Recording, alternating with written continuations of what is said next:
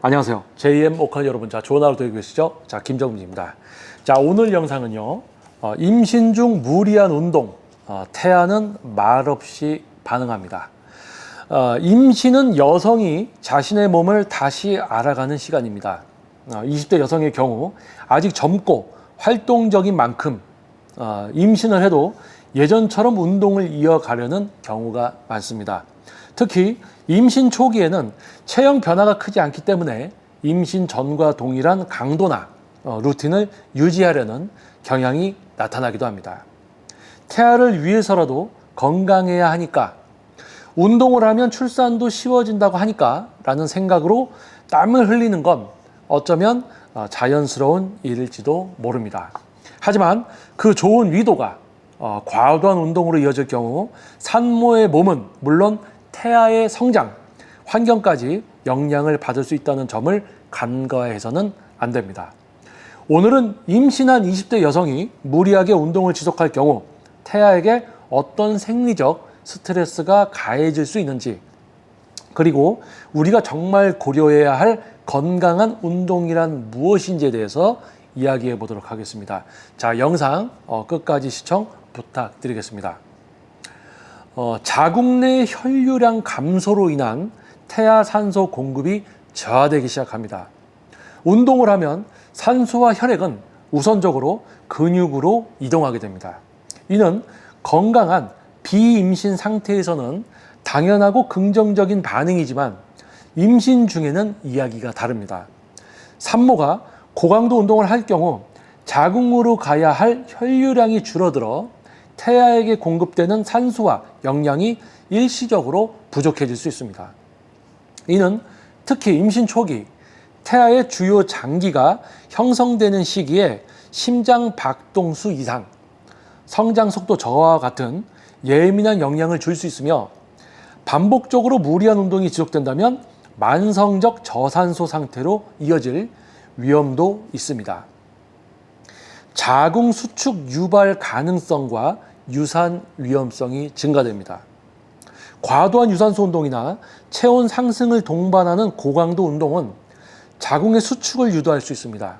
특히 복부 압력을 지속적으로 자극하거나 격렬한 움직임을 반복하는 운동은 조기 자궁 수축을 유발해 유산 가능성을 높일 수 있습니다. 이는 운동이 직접적인 원인이 아니라 이미 예민해져 있던 임신 상태를 자극이라는 방식으로 악화시키는 것이라 볼 수 있습니다. 특히 과거의 유산 경험이 있거나 자궁 경부가 약한 경우 임신 중 운동은 반드시 전문가의 지도가 필요합니다.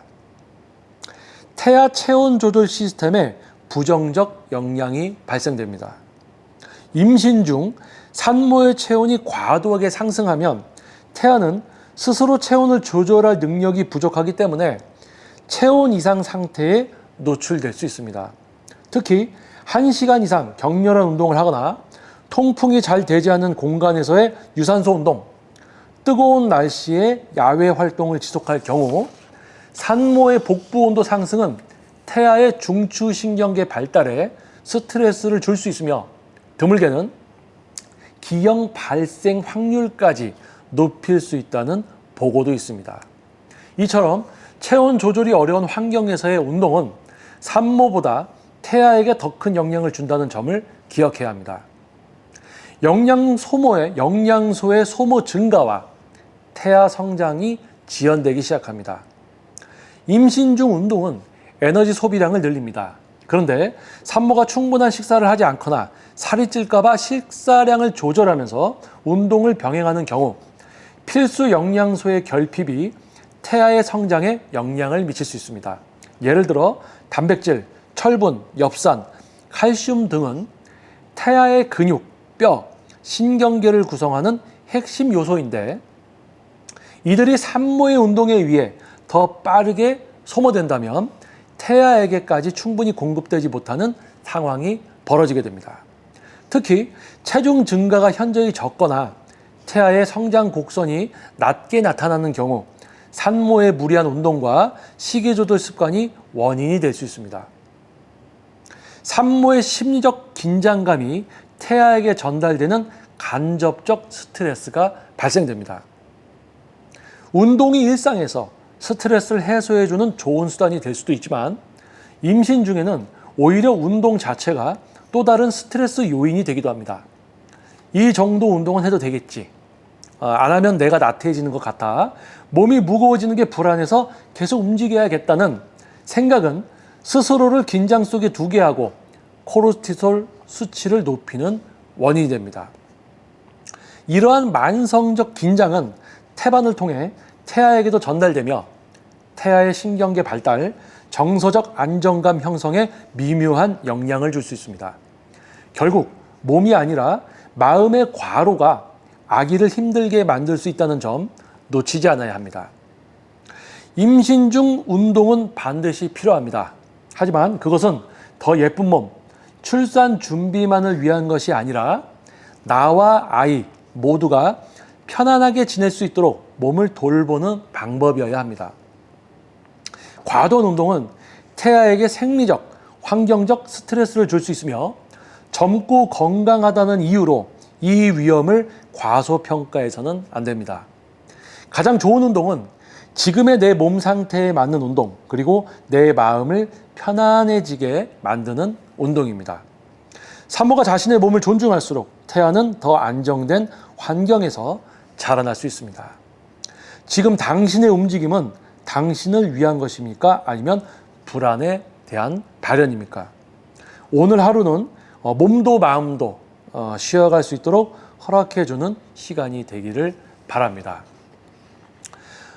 특히 이제 20대의 이제 SNS나 이제 다양한 플랫폼들을 통해서 운동과 어떤 외모에 대한 어떤 기준에 극단적인 기준들에 많이 노출되신 20대 여성분들이 조금 이제 빨리 결혼을 하시고 이제 임신을 하시게 된 경우에 운동을 좀 병행하는 분들이 많습니다. 이제 또 우리가 흔하게 이제 헬창하죠. 운동 매니아죠. 웨이트 매니아. 좀 어떤 다양한 종목이라도 운동에 좀 깊게 빠져서 활동을 하던 분이 결혼을 하고 임신을 했을 때 그 운동이 주는 좋은 점만 생각해서 또 너무 극단적으로 운동을 하게 되면 이러한 태아에게 좋지 못한 또 더 나아가서 산모의 장기적인 건강에도 누가 되는 그런 결과를 만들어내게 됩니다. 그래서 어떠한 운동이든 너무 좋은 점만 생각하지 마시고요.